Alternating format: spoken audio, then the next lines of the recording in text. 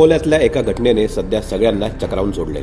अकोला शहरातल्या एका व्यापाऱ्याचे अपहरण करण्यात आले, पण ज्याचे अपहरण केले त्याच्या कुटुंबियांशी संपर्कच न करता आल्यामुळे अपहरणकर्त्यांनीच खंडणीच मागितली नाही आणि त्यामुळे शेवटी या अपहरणकर्त्यांनी पोलिसांच्या भीतीने ज्याचे अपहरण केले त्यालाच रिक्षात बसून घरी सोडून दिले। हा विचित्र गुन्हा कसा घडलाय आणि पोलिसांनी संबंधित आरोपींचा शोध कसा लावलाय जाणून घेऊया व्हिडिओच्या माध्यमातून। पण त्याआधी एक महत्त्वाची आठवण, लोकमतचं यूट्यूब चॅनल जर सबस्क्राईब केलं नसेल तर ते आवर्जून सबस्क्राईब करा। 13 मेचा दिवस होता।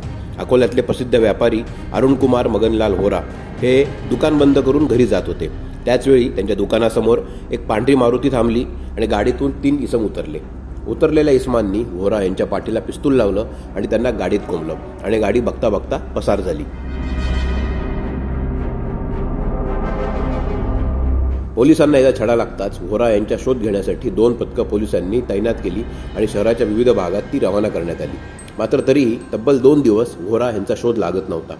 दरम्यान दुसरीकडे आरोपींनी होरा यांना कानेरी इथल्या एका घरात कोंडून ठेवलं होतं। मात्र अपहरण करताना होरा यांचा मोबाईल दुकानातच पडला आणि त्यामुळे होरा यांच्या कुटुंबियांशी आरोपींना संपर्कच साधता आला नाही। त्यामुळे ते खंडणीची मागणीही करू शकले नाहीत। मधल्या काळात शेवटी पोलीस आपल्यापर्यंत पोहोचणार या भीतीने आरोपींनी शेवटी होरा यांना एका रिक्षात बसवले आणि घरी पाठवून दिले। या संबंधित रिक्षाचालकाला पोलिसांनी ताब्यात घेतले आणि त्याची विचारपूस केली असता पोलिसांना आरोपींची माहिती कळाली। त्यानंतर तांत्रिक माहितीच्या आधारे 8 पैकी पहिल्या 5 आरोपींना पोलिसांनी वेगवेगळ्या ठिकाणावरून ताब्यात घेतले। पैशाची गरज असल्यामुळे 1 करोड रुपयांच्या खंडणीसाठी कट रचून अरुण होरा यांचं अपहरण केल्याची कबुली या आरोपींनी पोलिसांजवळ दिली आहे। गुन्ह्यात वापरलेले वाहन, शस्त्रे, पिस्तूल हे साहित्य देखील पोलिसांनी जप्त केले। 13 तारीखची रात्री बिझनेसमॅन श्री अरुण बोरा याची किडनॅपिंग झाली होती। त्याच्या अनुषंगाने रामदासपेठ पोलीस स्टेशनला 363 खाली गुन्हा दाखल करण्यात आला होता। त्याच्या तपासामध्ये SDPO city Shri Satish Kulkarni, PI LCB Shri Shankar Shelke और पीआय रामदासपेठ मनोज भवरे याची वेगळी टीमनी तपास सुरू केली होती। काल रोजी यामध्ये 25,000ची बक्षीस पण आमच्याकडून अनाउन्स करण्यात आली होती।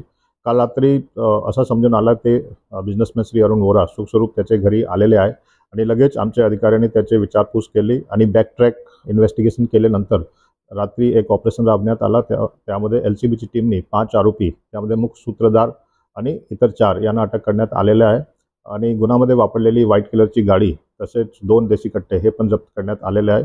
आणखी 2 आरोपी त्यांनी रेकी केली होती ते पण निष्पन्न आहे, त्याचा पण शोध सुरू आहे। यामध्ये प्रथम दृष्टीने असं दिसून येत आहे की ते 1 कोटीची खंडणी मागणी करणार होते, परंतु परिवारासोबत असा कोणताही संपर्क त्यांनी साधला नाही किंवा साधू शकले नाही।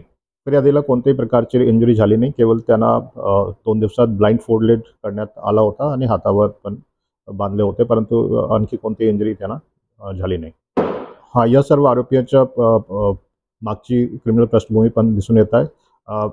या गुन्ह्यामध्ये आणखी कलम वाढ करून त्याच्या विरुद्ध कठोर प्रतिबंधकारी कारवाई करण्यात येईल। या घटनेमुळे अकोला शहरात खळबळ उडाली असून पोलिसांनी आरोपींना जेरबंद करण्यात यश मिळवलेले आहे। या घटनेबद्दल तुम्हाला काय वाटतं हे आम्हाला कमेंट बॉक्समध्ये नक्की कळवा आणि लोकमतचं यूट्यूब चॅनल सबस्क्राईब करा।